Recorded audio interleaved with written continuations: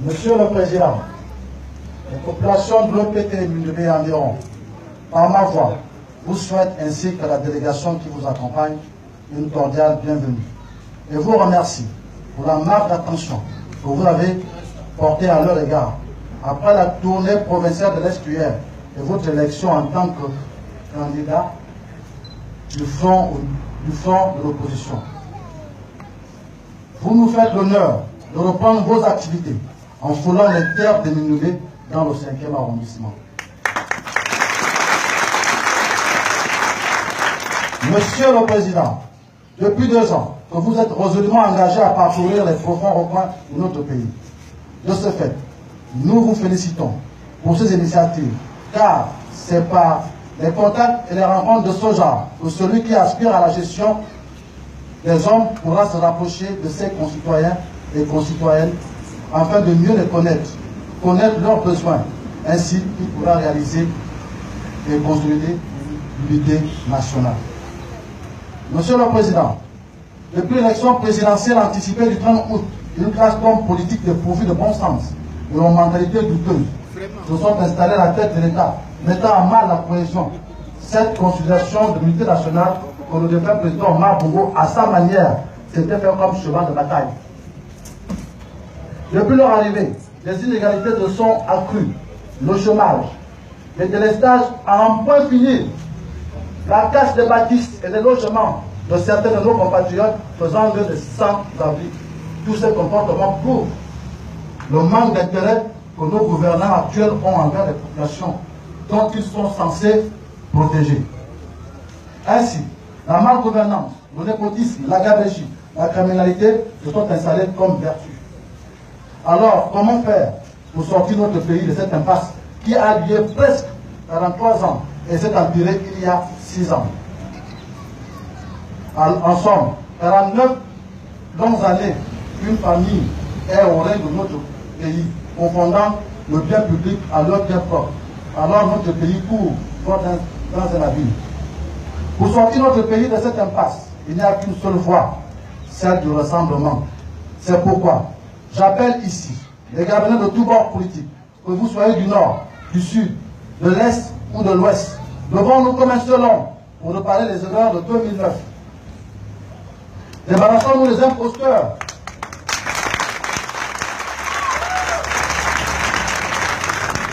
Car il est plus que jamais important de s'unir pour la protection de notre pays. Laissons nos égos de côté. Revenons à l'évidence. À l'évidence, car notre pays court un grave danger.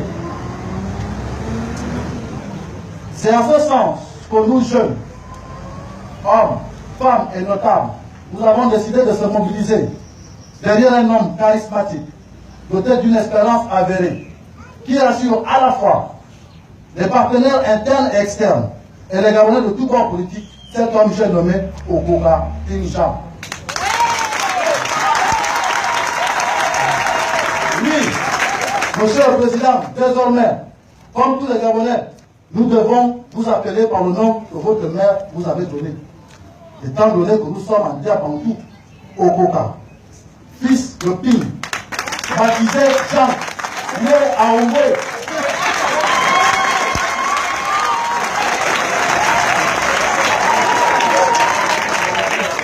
Et pour les détracteurs de Jean Ping, laissez-nous vous rafraîchir un peu la mémoire sur la situation politique entre 2011 et 2012. En effet, après la prestation de serment du véritable président élu en 2009, M. André Bopam, le 11 janvier 2011, de son retour de convalescence, lors du meeting avorté du 15 août 2012 de Cocotier, et à la demande d'une certaine classe politique et de la société civile à la tenue d'une conférence nationale souveraine, notre pays a connu des consultations qui, pendant cette période, mettaient en mal le pouvoir en place illégitime. Et le 15 juin, à Sainte-Marie, André Bopam fustigait le comportement de certains de ses amis du même clan politique, c'est-à-dire l'Union nationale et l'opposition tout entière. Il disait ceci, je résume. Quand je tends l'oreille depuis chez moi vers l'extérieur, il y a un silence absolu. On a l'impression que le combat s'est arrêté. Et s'exclama, ne m'attendez pas, ne m'attendez pas.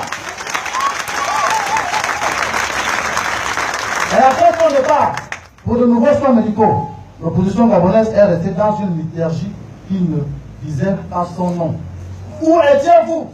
Oui, vous, parti politique, où étiez-vous? Où étiez-vous? Il aurait fallu la sortie de Jean Ping le 1er février 2014, annonçant sa démission du PDG pour revoir une lueur d'espoir. Depuis ce temps jusqu'à présent, il n'a pas eu un moment de répit. À la continuité, à continuer à espérer sur la situation du pays. Pour avoir même rien possible. On peut mettre à son actif la création du fonds d'opposition et les grands événements qui se sont succédés et aujourd'hui. Si Ping se retire de la scène politique, nous sommes sûrs que ceux qui font le bruit n'existeront plus. Ils n'existeront plus. Parce qu'ils vivent parce que Ping est là. Avant Ping, où était-il? Bien sûr. Alors, rendons à César ce qui appartient à César. Et leur honnêteté et le courage de reconnaître, tout comme André Bob en 2009, aujourd'hui, c'est Ping. C'est son tour. Monsieur le Président, votre départ à la tête de l'Union africaine, lui on peut le dire, était un plan de Dieu. Était un plan de Dieu. Dieu a décidé de vous mettre au service des Gabonaises et des Gabonais. Que vous soyez celui-là par qui Moïse avait transmis le bâton pour entrer en terre promise. Puis monsieur Jean-Ping, vous êtes le Josué de Moïse. Ah bon, a transmis le bâton pour entrer en terre promise de Canaan.